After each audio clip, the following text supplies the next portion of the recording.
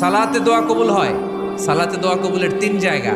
একটা হচ্ছে তাকবীরে তাহরিমার পরে আমরা সানা পড়ি না, আমরা তো একটা পড়ি। আল্লাহর হাবিব সুন্নাহ এবং নফল নামাজে আরো পড়তেন সানা, ওই দোয়া কবুল হয়। 2 নম্বর জায়গা সালাতে সেজদায় পড়ে দোয়া করলে কবুল হয়। আকরাবু মা ইয়াকুনুল আবদু মির রাব্বিহি ওয়া হুয়া সাজিদ ফাকসিরু ফীহি দুআ। বান্দা যখন সেজদায় লুটিয়ে পড়ে বান্দা আল্লাহর সবচেয়ে কাছে চলে যায়। কিন্তু বিশ্বনবী বলে সেজদাটা তোমার রবের কুদরতি পায়ের উপরে পড়েছে। সেজদায় পড়ে দোয়া করেন। সালাম ফিরানোর আগে বিশ্বনবী দোয়া করতেন, লা ইউসাল্লিমান্না আহাদুকুম হাত্তা ইয়াতাআওয়াযা মিন আরবা'a।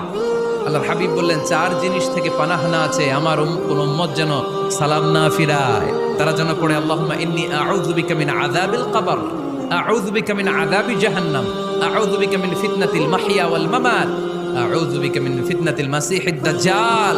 আল্লাহ কবরের আযাব থেকে বাঁচাও, আল্লাহ জাহান্নামের আগুন থেকে বাঁচাও, আল্লাহ জীবন